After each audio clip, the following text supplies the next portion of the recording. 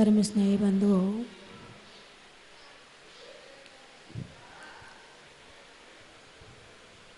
चित्र से चारित्र का निर्माण होता है। क्या कहा मैंने? चित्र से चारित्र का निर्माण होता है। और चित्रों में से भी ऊर्जा निकलती है। जो जितना शक्तिमान ऊर्जावान होता है, उसके चित्र में से भी ऊर्जा निकलती है। एक विदेश से ऊर्जा टेस्ट करने के लिए एक वैज्ञानिक आया। एक जैन भाई के यहाँ फैक्ट्री में गया तो ऊर्जा टेस्ट कर रहा था पूरे कमरे में, ऑफिस में। ऑफिस में एक मुनिराज का फोटो लगा हुआ था। जैसे ही वो मशीन उस फोटो पर गई, उसमें इतनी ऊर्जा थी कि वो जो मशीन थी उसमें भी नहीं आ रही थी, उससे ज़्यादा ऊर्जा थी। जितनी मशीन चेक करती है उससे ज़्यादा ऊर्जा उस फोटो में थी। वैज्ञानिक आश्चर्यचकित हो गया। तन पर कपड़े नहीं, ऊर्जा देने वाले हीरा मोती नहीं, और कोई तन पे चीज़ नहीं है, अकेले स्वयं बैठे हैं और इनके अंदर इतनी ऊर्जा। उसने उन व्यक्ति से पूछा, भाई ये कौन है? बोले हमारे यहाँ के बहुत बड़े संत हैं ये। क्या बोले? हमारे यहाँ के बहुत बड़े संत हैं। तो इससे ये रिजल्ट निकल के आया कि चित्र कौन सा है और किसका है, उसके अनुसार उसमें से ऊर्जा निकलती है। जरूरी नहीं है कि चित्र सुंदर हो तो उसमें से ऊर्जा निकले, जरूरी नहीं है। चित्र किसका है, महत्वपूर्ण ये होता है। तो आप लोगों को जब किसी साधु संत के या किसी भगवान के फोटो मिलते हैं तो आप कहाँ लगाते हैं उसे? एक पूजा का घर बना लिया है और जितनी फोटो मिलती हैं सारी उसमें लगा देते हैं, दरवाज़ा बंद कर देते हैं और कभी कभी चले जाते तो देख आते हैं उनको। और बाहर कौन सी फ़ोटो लगाते हैं? एक बार मैं बहुत दिन पहले की बात है, मैं आहार करने एक घर में गई। तो जब आहार करके मैं बाहर आई तो मेरी नज़र एक इस साइड में बास बेसिन था, उसके ऊपर एक सुंदर स्त्री का चित्र लगा हुआ था। तो मैंने उनसे भाई से पूछा, मैंने कहा ये कौन है? क्योंकि उनकी पत्नी को तो मैं जानती थी। तो मैंने कहा ये आपकी बहन का फ़ोटो है क्या? बोले नहीं नहीं नहीं, वो शर्मा से गए। तो मैंने कहा फिर किसका फ़ोटो लगाया? भाई आपके घर में फ़ोटो है तो आपके परिवार का ही तो होगा, किसी दूसरे का फ़ोटो क्यों लगाओगे आप? बोले नहीं नहीं नहीं। तो पीछे से एक बच्चा बोल पड़ा, हीरोइन का नाम, बोले उसका चित्र है।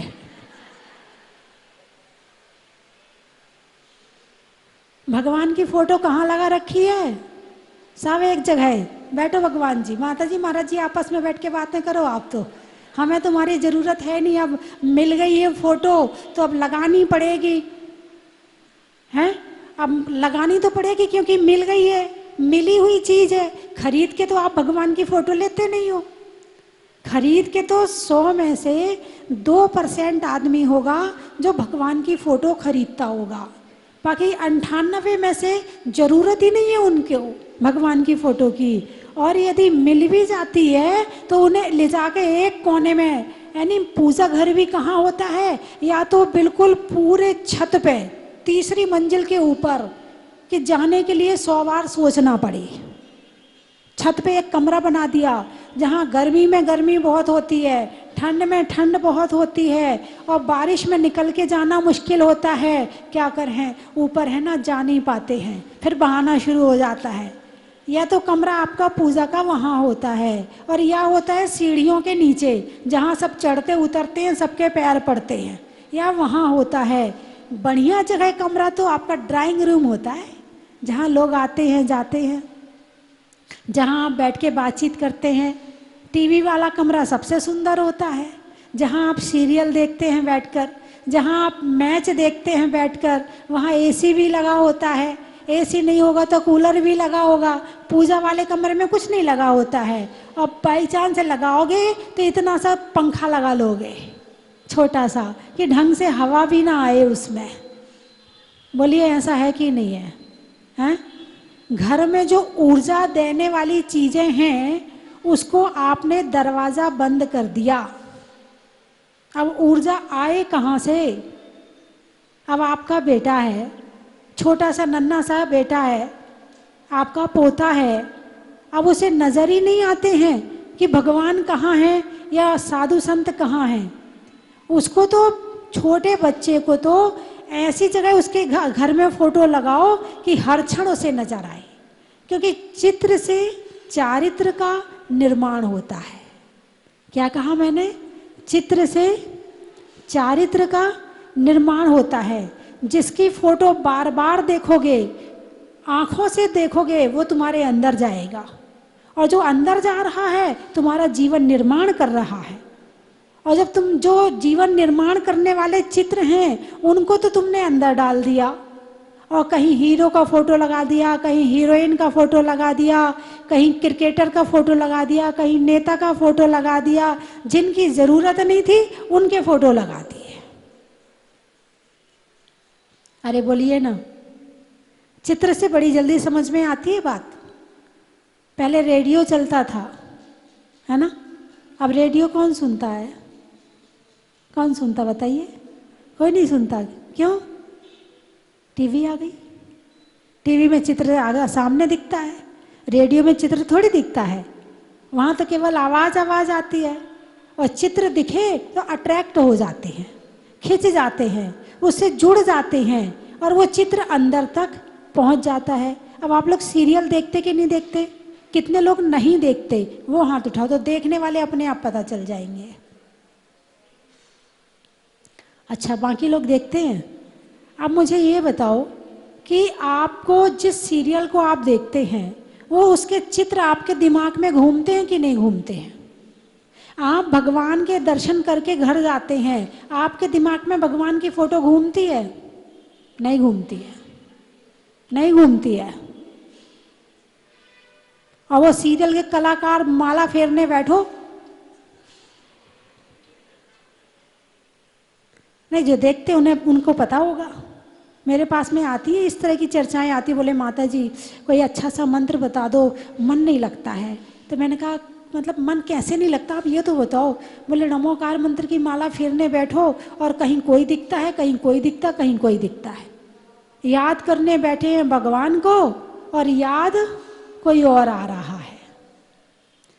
तो चित्रों से चारित्र का निर्माण होता है, इसलिए चित्र अपने घर में ऐसी जगह लगाइए जहां आपका बार बार आना जाना होता है। चित्रों से ऊर्जा निकलती है। क्या निकलती है? ऊर्जा निकलती है। वो ऊर्जा आपको असर करती है। अभी एक बहन जी हमारे साथ चल रही थी, बोले माता जी एक बात कहनी है। मैंने कहा कहिए। तो बोले परसों रात से, बोले मेरी तबीयत बिल्कुल ठीक नहीं रहती है, मैं बहुत बीमार रहती हूँ, लेकिन परसों रात से जाने क्या अपने आप ऐसा लग रहा है जैसे मैं ठीक हो गई। तो बोले ऐसा लगा कि मैं ठीक हो गई, और कल जब मैं आपके पास आई तो कल तो पूरे दिन से ऐसा लगा कि मैं बिल्कुल ठीक हूँ, मुझे बीमारी है ही नहीं है। बात समझ में आई कि नहीं आई? क्या ऊर्जा, किसका खेल है सारा का सारा? ऊर्जा का। अब दिमाग में आया माता जी आ रही हैं, अब माता जी का जो आभा मंडल है और जो आप लोगों के मन में अच्छे विचार उठ रहे हैं, अब आपके मन में कौन है? माता जी हैं। कौन है? तो आपके मन के विचार कैसे हुए? पॉजिटिव। आपके मन के विचार कैसे हुए? पॉजिटिव। क्यों? क्योंकि आपने पॉजिटिव का स्मरण किया है, तो विचार कैसे हो गए? पॉजिटिव। विचार कैसे हो गए? पॉजिटिव। अब यदि आपके यहाँ कोई मेहमान आने वाला हो तो आप बीमार ना भी हो तो टेंशन हो जाती, अब वो आने वाला है, अब उसको खरीदारी करवाओ, उसको घुमाने ले जाओ, उसको ये करवाओ, क्योंकि जयपुर में रहते हो, और बड़े शहर में जो रहता है, समझ गए आप? सारी कहानी समझ गए? उसके यहाँ तो मेहमानों की श्रृंखला टूटती नहीं है, बेचारा परेशान हो जाता है मेहमानों से। और जब कोई पता चल जाए कि वो मेहमान आने वाला है तो क्या लगता है, आधा बीमार वो पहले ही हो जाता है। अब यहाँ माता जी आ रही हैं, स्वस्थ हो गए, मेहमान आ रहा है, बीमार हो गए। ऊर्जा क्या असर कर रही है? ऊर्जा। आपके मन में पॉजिटिव ऊर्जा आई, आपके मन में विचार अच्छे आए, बस आपकी जो तबीयत खराब हो रही थी वो ठीक होनी शुरू हो जाएगी।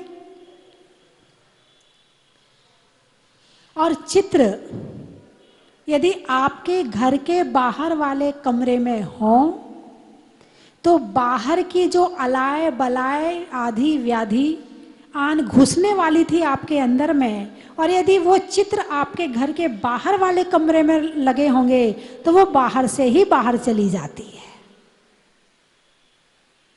आपको नहीं पता ये बात, ये मैं बता रही, क्योंकि चित्रों से जो ऊर्जा निकल रही है वो उस नेगेटिव ऊर्जा को वापस कर देती है, वो बाहर के बाहर भेज देती है। जो कोई विपत्ति आने वाली है, जो कोई गलत चीज आने वाली है, वो बाहर के बाहर ही चली जाती है। इसलिए घर के बाहर वाले कमरे में, ड्राइंग रूम में, आपकी रसोई में, आप जहां भी आप चाहो आप भगवान की फोटो लगाओ, संतों की फोटो लगाओ, ना हो तो खरीद के ले जाओ कि मेरे घर में जितनी फोटो होंगी। पहले के समय में तो खूब फोटो लगाते थे, वो धुंधली धुंधली होती थी, कहीं समय शिखर की, कहीं चंपापुर की, वो धुंधली धुंधली सी फोटो होती थी।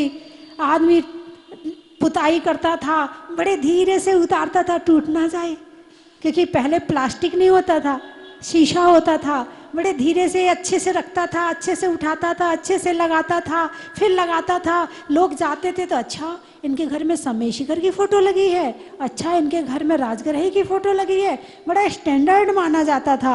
अब तो यदि घर के बाहर वाले कमरे में भगवान की फोटो लग जाए, अच्छा इनके यहाँ और कोई फोटो नहीं थी, कहीं घोड़े की, कहीं हाथी की, कहीं स्त्री की, ऐसी ऐसी फोटो लगाई जाती है घरों में आजकल। अब वो बच्चे को 24 घंटे क्या नजर आ रहा है? वही हाथी घोड़ा नजर आ रहे हैं, वही कुत्ते नजर आ रहे, कुत्तों की फोटो लगाई जाती। कुत्ते पाले भी जाते हैं और फोटो भी कुत्तों की लगाई जाती है। सब नेगेटिव ऊर्जा देने वाली चीजें अपने घर में इकट्ठी कर ली, बाहर वाले कमरे में इकट्ठी कर ली, और फिर कहते माता जी हमारे घर में शांति नहीं है, माता जी अच्छा सा आशीर्वाद दे दो, हमारे घर में शांति हो जाए, आपके पैर पड़ जाए तो शांति हो जाए। अरे पैर क्या पड़ जाए, भगवान की तस्वीर ही आपके घर में चमत्कार कर देगी। जब 2013 में भगवान भूगर्भ से निकले थे तब मैंने बहुत फोटो बनवाई और बहुत बांटी, और अभी भी बट रही है, अभी भी बहुत लोगों के घर में होंगी। है क्या? उठाइए हाथ, किस किस के घर में फोटो है? वाह बहुत सुंदर, बहुत बढ़िया। तो एक वहाँ से महुआ गांव है पास में, एक फ़ोटो वहाँ भी गई, तो उनके घर में फ़ोटो लगी हुई थी। अब जो है वो दूसरे कमरे में बैठी थी, लाइट चली गई, घर में अंधेरा हो गया। उनके घर में इन्वर्टर नहीं, जनरेटर नहीं, अंधेरा, बिल्कुल अंधेरा था। अचानक फोटो में से लाइट निकली, बिल्कुल सच्ची घटना बता रही है आपको। फोटो में से लाइट निकली और थोड़ी देर के लिए कमरे में उजाला फैल गया और फिर थोड़ी देर बाद शांत हो गया। मैंने कल भी बताया था कि मुनि सुब्रतनाथ भगवान की फोटो में से भी कई अतिशय हो रहे हैं, कई बार मैंने बताया आप लोगों को। तो जो आप लोग सुख चाहते कि दुख, अरे बोलिए ना सुख, तो सुख का जो चाहिए है और जो जीवन निर्माण हो रहा है उस पे ध्यान देना होगा। इस जिंदगी को बड़ी सावधानी से जीना होगा, इस जिंदगी को बड़े सोच सोच के जीना होगा, क्योंकि जब एक छोटे से चित्र आपके जीवन निर्माण में सहायक हो सकते हैं तो आपके विचारों को पकड़ने के लिए आपको भी जरूरत है कि आप मेहनत करें। चित्र देखा, विचार आई। कौन सा चित्र देखा? महत्वपूर्ण ये है। मुनि सुब्रतनाथ भगवान का चित्र देखा, विचार वैसे आ जाएंगे। यदि आपने किसी घोड़े का देखा, विचार वैसे आ जाएंगे। किसी स्त्री का देखा, विचार वैसे आ जाएंगे। किसी हीरो का देखा, विचार वैसे आ जाएंगे। जैसे चित्र देखोगे वैसे विचारों का निर्माण होता है, और जैसे विचार होते हैं वैसा जीवन होता है। क्योंकि इंसान की कीमत उसके शरीर से नहीं है। शरीर सुंदर हो तो हो जाए, कोई बड़ी बात नहीं है, लेकिन यदि गुण सुंदर नहीं है, उसके विचार सुंदर नहीं है, तो जीवन सुंदर कैसे हो सकता है?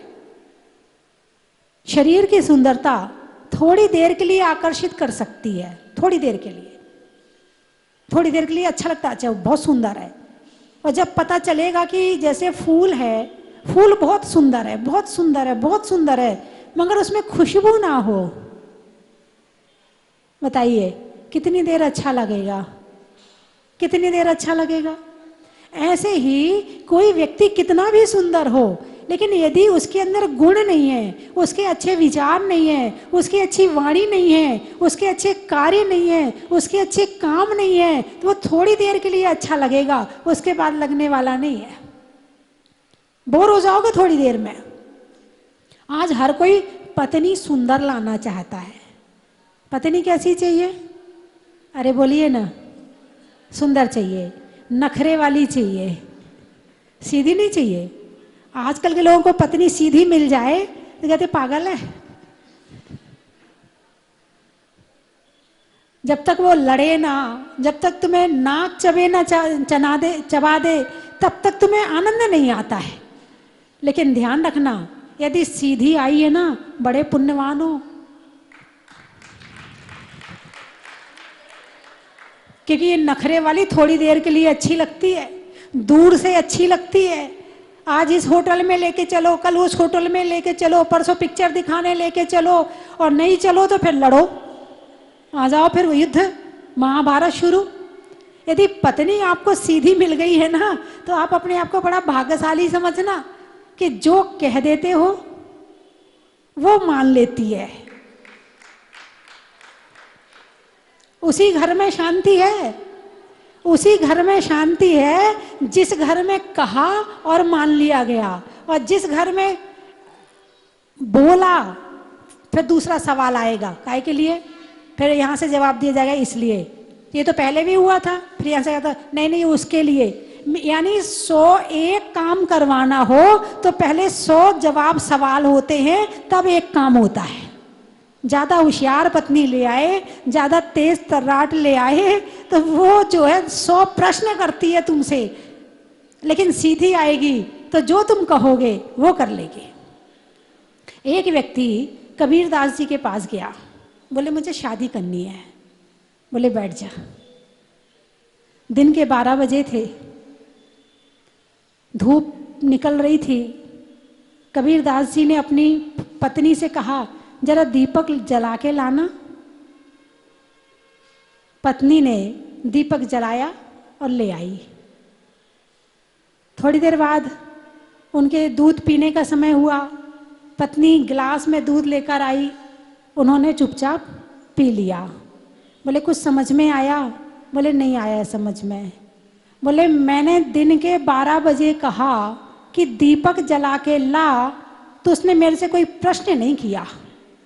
12 बज रहे हैं, उजाला हो रहा है, धूप निकल रही है, तुम्हें दीपक की काहे की जरूरत आ गई है?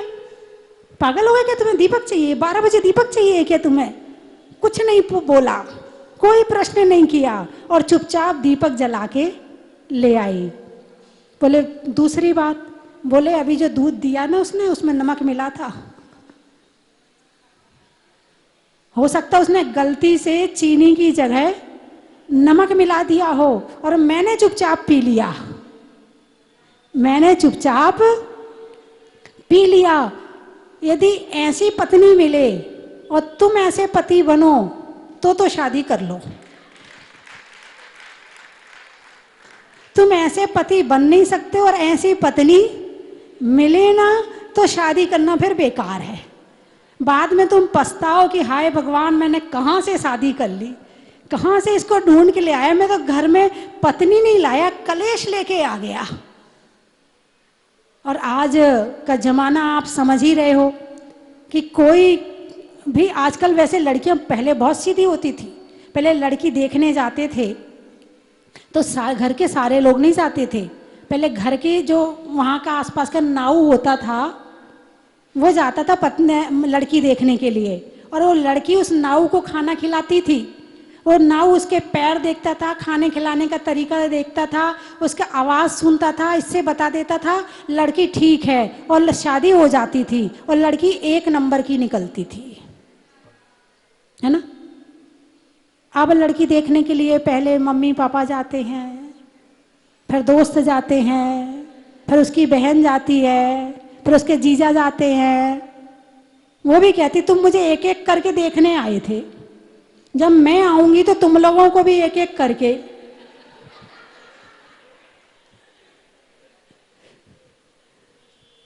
हैं, सबको एक एक करके देख लूंगी। पहले कहते थे भैया लड़की गाय है, गाय जहां बांधोगे वहीं बंधी रहेगी। अब वो शेरनी है, शेरनी जिसको जहां बांध देगी। नहीं नहीं, आपके जयपुर की बात नहीं कर रही मैं, ये तो कहीं और की बात है। जयपुर में तो बहुत अच्छी लड़कियां होती हैं, जैसा कहो वैसा कर लेती हैं। देखो सारी बहुएं कितनी धर्मात्मा है, यहाँ बैठी हुई है। जो इतनी धर्मात्मा बहुएं हैं वो अपने पति से लड़ेंगी क्या? लड़ ही नहीं सकती है। अपनी सास को दुखी कर ही नहीं सकती हैं ऐसी बहुएं। तो सारी सासें देखो कितनी खिलखिला रही, कितनी खुश हैं, बहुत अच्छी बात है। तो बात कर रही हूँ जीवन निर्माण की, कि जीवन निर्माण जितना आप भोजन के निर्माण में सावधानी रखते हैं, कितना नमक डालना है, कितनी मिर्ची डालनी है, कितना तेल डालना है, कितना घी डालना है, कितना पानी डालना है, बहुत समझ समझ के आप भोजन बनाते बड़ी सावधानी से। सजते संवरते भी हो तो कितनी क्रीम लगानी है, कितना पाउडर लगाना है, कितना काजल लगाना है, काजल कहाँ लगाना है, आँख में लगाना है कि ओंठ में लगाना है। हाँ हाँ, पूरी सावधानी रखते हो। आपका काजल कभी गलत जगह नहीं लग सकता है, जहाँ लगना चाहिए वहीं लगता है। तो जितनी सावधानी आप बाहर रखते हो, इतनी ही सावधानी हमें अपने जीवन जीने में, बोलने में, सोचने में, कार्य करने में रखनी चाहिए। तो ये जीवन बहुत अच्छा बन जाएगा। ये जीवन आपको सुख देगा। क्या देगा आपको? सुख देगा। और आपने यदि गड़बड़ करी तो ये जीवन आपको दुखी कर देगा, और आपको तो करेगा ही करेगा, आपके साथ में और जितने हैं। आप क्या सोचते हो? आप अकेले दुखी हो तो इसका प्रभाव केवल आपके ऊपर पड़ रहा है? यदि पति पत्नी लड़ रहे हैं तो केवल प्रभाव पति पत्नी के ऊपर पड़ता है। घर में यदि सास होगी तो वो कहेगी, यदि माँ होती ना वो हमेशा सही होती है, यदि बहू की गलती है तो बहू की गलती बताएगी, बेटे की गलती है तो बेटे की गलती बताएगी, तो उस पर प्रभाव पड़ेगा। बच्चे तुम्हें लड़ते देख रहे हैं तो उन पे प्रभाव पड़ेगा। फिर तुम जिससे बात करोगे उन पे प्रभाव पड़ेगा, तुम्हारे पीहर वालों पे प्रभाव पड़ेगा, तुम्हारे और पड़ोसी हैं, बोलिए, तुम्हारे लड़ने का प्रभाव पड़ोसियों पे पड़ेगा कि नहीं पड़ेगा? पड़ेगा ना। फिर पड़ोसियों पे पड़ेगा। फिर जितने लोग आपस में एक दूसरे से बात करके बताएंगे, अरे वो तो बहुत लड़ती है, जब से बहू आई है उनके घर में तो झगड़े शुरू हो गए हैं, है ना। फिर वहाँ जहाँ जहाँ बताया जाएगा वहाँ वहाँ प्रभाव पड़ेगा। फिर यदि लड़ाई ज़्यादा बढ़ जाती है तो कोर्ट कचहरी शुरू हो जाती है। अब इसका प्रभाव प्रशासन पे पड़ा, अब इसका प्रभाव सरकार पे पड़ा। यानी कि आप सोचते हो कि एक बार आपने गुस्सा किया है तो ये केवल आपके अंदर ही है और आपके तक सीमित है, नहीं। आप जो गुस्सा करते हो इसका प्रभाव पूरे देश और पूरे विश्व पे पड़ता है। भाई मैच है ना, मैच है, क्या होता है? एक ने यहाँ से बॉल फेंकी, एक ने वहां से वापस फेंकी, और तुम देखते रहते बैठे बैठे, बड़े खुश होते रहते, घंटों खत्म कर देते अपने, बस ये इधर से फेंक उधर से फेंक उधर से फेंक, और तुम आंखें गड़ाए बैठे रहते हो। क्या मिलता है बताइए मुझे? उतनी देर कुछ अपनी जिंदगी निर्माण में लगाओगे, वो समय तो कम से कम जीवन में कुछ प्राप्त हो जाएगा। उसमें क्या मिल रहा है आपको? मिल रहा है जिनको, क्योंकि आपने उनकी कीमत बढ़ाई है, आप देखते हो तो उनकी कीमत बढ़ती है, आप देखना बंद कर दो उनकी कीमत बंद हो जाए। तो यदि क्रिकेटर की फोटो लगाओगे तो आपको वही चीजें याद आएंगी। यदि अपने घर के बाहर वाले कमरे में यदि आप कुत्ते बिल्ली घोड़े हाथी की फोटो लगाओगे तो आप जानो क्या होना है। जैसा बनना है, आपको भगवान बनना है क्या? आपको सुखी होना है? भगवान सुखी हैं कि दुखी? सुखी। साधु संत सुखी हैं कि दुखी? तो आपको क्या बनना है, सुखी कि दुखी? सुखी। अब आपने देखा होगा हीरो हीरोइन के कितनी फोटो लगाते हैं लोग, और कई हीरो हीरोइन क्या करते हैं, आत्महत्या भी कर लेते हैं। करते कि नहीं करते? सुखी व्यक्ति आत्महत्या करता है क्या? और वो तो कितने व्यसनी होते हैं, कितने बुरे बुरे तरह के व्यसन करते हैं, तो उनको देख के क्या सीखोगे? वही सीखोगे। इसीलिए सुखी होना है तो सुखी आत्मा की फोटो लगाओ। कहाँ? घर के बाहर वाले कमरे में, ताकि बाहर की जो नेगेटिव ऊर्जा है वो भी आपके घर में ना आए।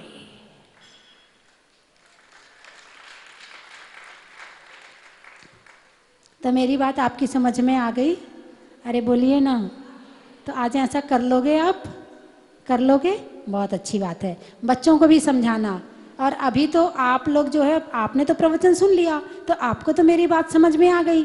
अब मान लो सास आई और बहू नहीं आई है, तो बहू लगाने नहीं देगी, फिर क्या करोगे आप? तो ऐसा करना, आज शाम को जो टीवी में प्रवचन आएगा वो सुनवा देना। अभी वाला प्रवचन शाम को आ जाएगा, तो वो सुनवा देना उसको कि बहू आज मेरे कहने से एक बात, मेरी बात मान ले बस, तो शाम को प्रवचन सुन ले, उसको समझ में आ जाएगी। फिर दोनों राजी राजी भगवान की फोटो अपने बाहर वाले कमरे में लगा लेना। ठीक है? हैं? चलिए। जेब में नोटों का, जेब में नोटों का, सर्दी में कोटों का, और घर के बाहर वाले कमरे में लगाने में भगवान की फोटो का, अनाज में दाने का इनाम में पाने का, और व्यर्थ की फोटो मोबाइल में नहीं लगाने का। बड़ा ही महत्व है। नाव में खेने का, दान को देने का, और फोटो से शिक्षा लेने का। बड़ा ही महत्व है। और आप बोलिए शब्द में बोलूंगी महत्व। दुर्गापुरा, हाँ बहुत प्यार है दुर्गापुरा से। रंगों में हरा का, रहने में धरा का, और जयपुर में दुर्गापुरा का। बड़ा ही महत्व है। स्वर्ग में परी का, छोड़ने में हरी का, और जयपुर में जनकपुरी का। बड़ा ही महत्व है। और कहाँ वाले बैठे हैं? महावीर नगर, पानी में मगर का, चलने में डगर का, और आने वालों में महावीर नगर का। बड़ा ही महत्व है।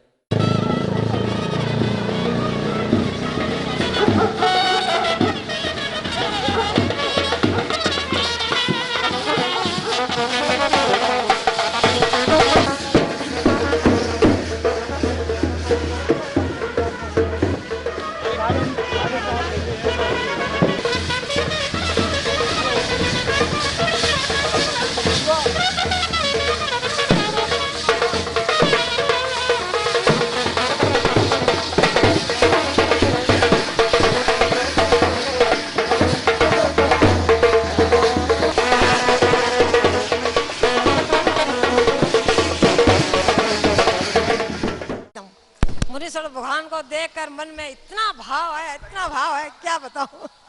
बहुत मन हर्ष हुआ है मेरा, बहुत अच्छा लगा। ऐसा मंदिर हमने पहली बार यहाँ देखा है। बहुत अच्छा लगा। कितने सालों से हम सोच रहे आएंगे आएंगे। हम पहले बार आए थे तब मंदिर बन रहा था। हम पहले बार आए थे तब मंदिर बन रहा था, कुछ नहीं था यहाँ पर। 3 साल के अंदर जो देखा है ना, ऐसा हमने कहीं, इतनी जगह हम जाकर आए हैं, कहीं नहीं देखा ऐसा। इतना अच्छा लगा। और मूर्त को देखो, देखते ही जाओ, देखते ही जाओ। और मेरी मन की सारी इच्छा पूरी हो गई। बहुत अच्छा लगा। और जयपुर में स्वस्ति भूषण सिंह माता जी से आशीर्वाद लेकर यहाँ आए थे हम, कि हम जहाजपुर जा रहे हैं। माता जी ने आशीर्वाद दिया कि जाओ। बहुत अच्छा लगा। प्रतिमा को देखकर मेरा मन एकदम भाव विभोर हो जाता है कि ऐसी आकर्षक प्रतिमा मैंने आज तक नहीं देखी है। बहुत मन में इच्छा थी जहाजपुर में आकर भगवान के दर्शन करने की, आज वो इच्छा पूरी हो गई है मेरी। था उससे लाख गुना, मतलब बहुत ज्यादा कुछ पाया है। जहाजपुर आके दर्शन करके, मंदिर को देख के मन एकदम अति प्रसन्न हो गया है। और बार बार हम यहाँ पर आए, हम यही भावना भाते हैं। जय बोलो मुनीश्वरनाथ भगवान की, माता जी की जय, बंदिनी हारिका संघ की जय। सभी धर्मप्रेमी बंधु, यहाँ आने के बाद एक अतिशय जैसा देखने को मिलता है। सन 2011-12 से हम जहाजपुर आ रहे हैं। हारोन डिस्ट्रिक्ट गुना MP के निवासी हम लोग। जब भूगर्भ से प्रकट हुई थी ये प्रतिमा सन 2013 में गांव के मंदिर में एक शटर में आठीले पर विराजमान थी। लेकिन भगवान का ऐसा अतिशय हुआ, पूज्य माता जी स्वस्ति भूषण माता जी की ऐसी कृपा हुई कि अतिशयकारी प्रतिमा यहाँ एक जहाजपुर में और एक जहाज के आकार के मंदिर में विराजमान हो गई है। पूरी कृपा हमारी स्वस्ति भूषण माता जी की है। उनकी त्याग और तपस्या की दम पर, उनकी प्रभावना के माध्यम से इतना विशाल मंदिर बनकर खड़ा हो गया है, जो पूरे भारतवर्ष में ही नहीं बल्कि सारे विश्व में इसका नाम चल रहा है।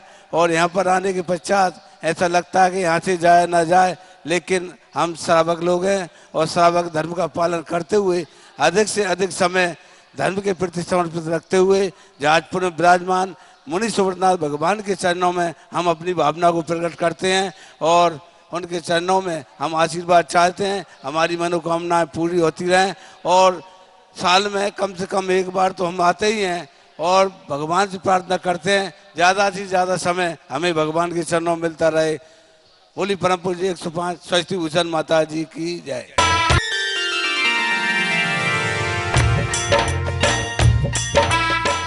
कंचन की थाल को सजाओ रे आज, रत्नों की थाल को भर लाओ रे आज। आओ आओ करे रे गुणगान आरती भगवन की। आओ आओ करे गुणगान आरती भगवन की। आओ आओ करे रे गुणगान आरती भगवन की।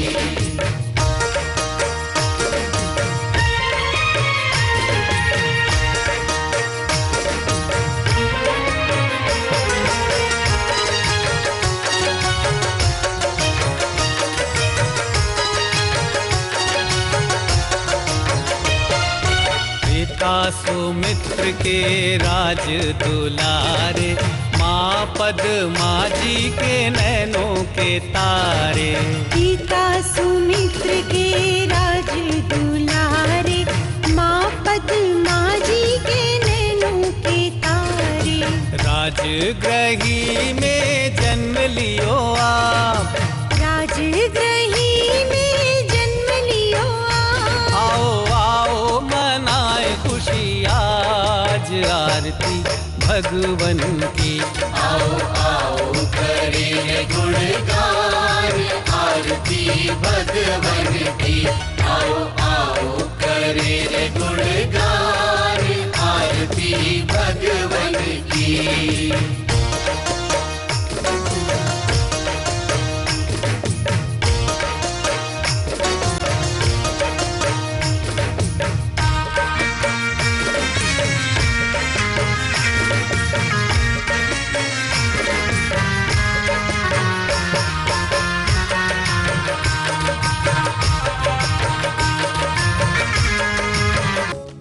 परम विदुषी लेखिका गणिनी आरिका रत्न श्री 105 स्वस्ति भूषण माता जी, जिन्होंने मात्र 20 वर्ष में 100 से भी अधिक किताबें लिखकर जैन समाज को अनूठा योगदान दिया है, बड़े बड़े विधान जैसे कल्पद्रुम महामंडल विधान, सिद्ध चक्र महामंडल विधान, इंद्रध्वज महामंडल विधान एवं विशेष जनपद, पूजांजलि आदि महत्वपूर्ण साहित्य बहुत ही सरस, सरल व सुबोध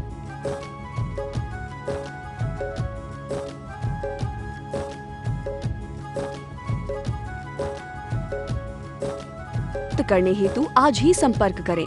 संपर्क सूत्र 7906062500 98683456768।